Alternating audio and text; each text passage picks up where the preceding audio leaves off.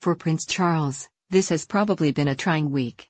According to an unauthorized biography by the veteran investigative writer Tom Bower, serialized over the past few days in the Mail, our future king has a streak of petulance, self-pity and self-indulgence. Charles, Bower reported, changes his clothes 5 times a day and arrives at functions with his own pre-mixed martinis. He supposedly employs retired Indian servicemen to scour the Highgrove gardens at night, hand-picking slugs from the leaves of plants. He insists on traveling with his own toilet seat, his own bed and 2 pictures of the Scottish Highlands.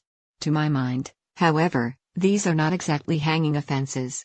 As the royal biographer Penny Junor pointed out a few days ago, Charles is not spending taxpayers' money, but the income from the Duchy of Cornwall. If he wants to waste it on organic martinis and human slug detectors, good luck to him. In any case, the national pastime of bashing Prince Charles has gone on long enough. He is clearly not perfect, and I realize some people will never forgive him for his treatment of Princess Diana. Even so, there has too often been a mean-spirited tone to some of the commentary about our future king, right from the moment that, as a shy, awkward boy, clearly in his parents' shadow, he was sent off to boarding school at Gordonstown. And what all this gossip misses is the single most important fact about Charles, which is that he has been a remarkably good Prince of Wales and will probably be a perfectly good king. I can already hear the gasps of horror, not least from the most passionate members of the Diana fan club. But the facts speak for themselves. We often forget that Charles is not a young man. He is 69, old enough for a pension and a bus pass, but he still undertakes some 600 engagements a year, to the visible delight of the people he meets along the way. The Prince's Trust, which he founded in 1976, has helped at least 870,000 young people and, according to a study by HSBC, has returned an estimated £1.4 billion in benefits to society, which strikes me as very good going. And yes, of course Charles hasn't done all that himself, but would it have been half as successful without his name, his patronage and his enthusiasm? What about all those supposedly unfashionable causes with which he has long been associated, from traditional architecture to alternative medicine? Well, some of them don't look quite so wacky these days. For instance, when Charles founded the Duchy Originals brand in 1990, initially to sell organic products from his Highgrove estate, the general reaction was mockery at the prospect of Britain's first royal eco-warrior. Yet today, when almost every reputable environmentalist urges us to eat organic food rather than airlifted produce from South America and factory-assembled ready meals, Charles looks like a pioneer. If more of us had been prepared to listen to him, we might be a healthier, greener and slimmer nation. As a campaigner against plastic pollution, too, Charles deserves great credit. As the Mail has argued in recent months, governments have completely failed to rise to the challenge of millions of tons of plastic contaminating our oceans and destroying our countryside. So good for Charles for lending his voice to what is surely one of the outstanding causes of our times. And in some areas, Charles has been much more in tune with ordinary men and women than the self-styled experts who love to sneer at the values of others. There's no better example than his campaign for traditional buildings, which horrified modernist architects, but delighted millions who were sick of seeing their horizons despoiled by cheap, showy and shoddily made tower blocks. When, in May 1984, Charles told the Royal Institute of British Architects that the proposed extension to the National Gallery was like a monstrous carbuncle on the face of a much-loved friend, there were howls of outrage from the highbrow establishment. But he was, of course, absolutely right on this too. Those in the liberal intelligentsia have never forgiven him for it. But since most normal people regard them with contempt anyway, it probably did his public image far more good than harm. Perhaps these aren't your favorite causes.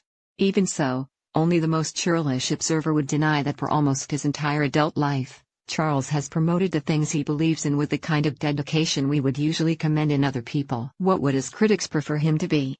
A champagne-swilling party animal? A braying, blokey Philistine? Or a genuinely earnest, sometimes woolly, occasionally vain but consistently well-meaning man? Ah, say the critics, but the Prince of Wales has no business having interests of his own. He should suppress every last atom of conscience, thought or personality, lest they interfere with his future role as our head of state. I find this argument utterly ridiculous. Our political constitution is not so delicate that it will collapse in ruins if our future king says he dislikes brutalist architecture and likes organic chicken. Even Charles's notorious black spider memos, the personal letters sent to ministers and politicians over the years, usually on pet causes such as architecture, the countryside and organic farming, turned out to be pretty reasonable when they were revealed to the wider public. The argument that he is in danger of exerting undue influence on ministers strikes me as pretty worthless, too. Every day of the week, ministers receive letters from powerful lobby groups. Are they really likely to change course because of a two-page letter from the Prince of Wales? Is Britain seriously going to plunge into an abyss of corruption because he writes an impassioned letter about the anxieties of the nation's sheep farmers? Indeed, in some cases we might be better off if our politicians actually listened to him. In 2004, Charles sent Tony Blair a long letter warning that our armed forces are being asked to do an extremely challenging job, particularly in Iraq, without the necessary resources, words that turned out to be all too prescient. At the time, the news of the world claimed that Charles privately told senior politicians the invasion of Iraq was a bad idea, warned them that it would create greater problems in the Middle East, and urged them to devote more attention to the Israeli-Palestinian conflict instead. Well, you can hardly say he was wrong, can you? At this, Charles's critics throw up their hands in despair. You can't have a king with political opinions, they say. It will destroy the Constitution and bring an end to the monarchy. Well, I know some readers will think me a dangerous heretic, but this is complete drivel, too. Monarchs have always had political opinions. Yes, the Queen has been a notable exception, but the superhuman perfection of her public image has made us forget the flaws, quirks and eccentricities of many of her predecessors. In her stoicism and self-discipline, our current monarch has always been an anomaly. Many previous monarchs were so outspoken that they made Charles look a model of taciturn self-restraint. Yet the Constitution always came through unscathed. The most obvious example is Victoria, whose political prejudices were notorious. She hated her Liberal Prime Minister, William Gladstone, whom she famously accused of speaking to her as if I were at a public meeting. I never could take Mr. Gladstone as my minister again, she wrote to a friend in 1879. For I never could have the slightest particle of confidence in Mr. Gladstone after his violent, mischievous, and dangerous conduct for the last 3 years. Since Gladstone went on to serve for 3 more terms as Prime Minister, Victoria's threats were clearly completely worthless. Even so, he found her an immensely difficult woman. When he retired in 1894, he said that the Queen reminded him of a mule he once rode on holiday in Sicily. I could not get up the smallest shred of feeling for the brute. I could never love nor like it. But Victoria's prejudices spilled over into policy, too.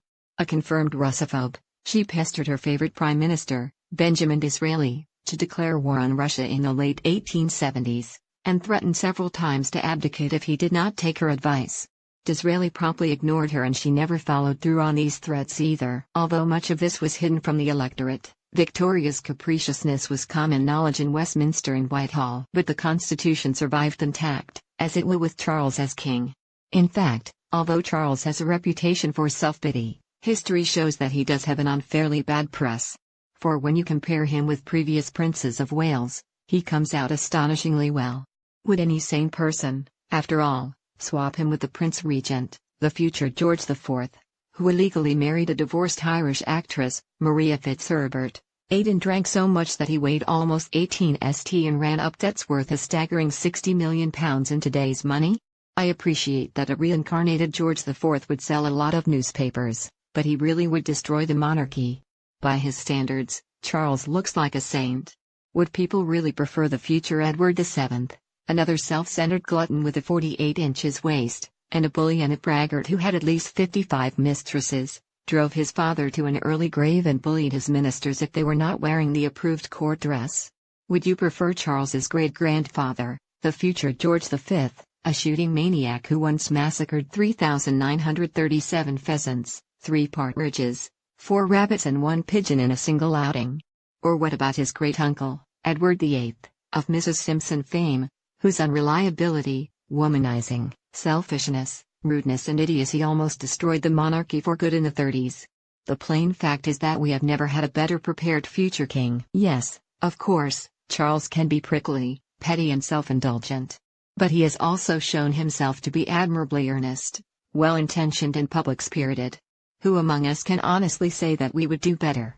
And this is surely the key point. Moaning about Charles and mocking the monarchy are all very well, but we rarely stop to think how much worse the alternative might be. Like most people, I shudder at the thought of some superannuated party hack becoming Britain's president.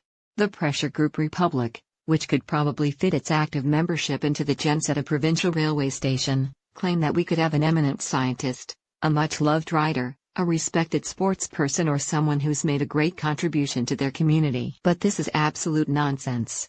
Far from having President Bradley Wiggins, now there's a thought, we'd be far more likely to have yet another failed political has-been, as if we need more politicians in our lives.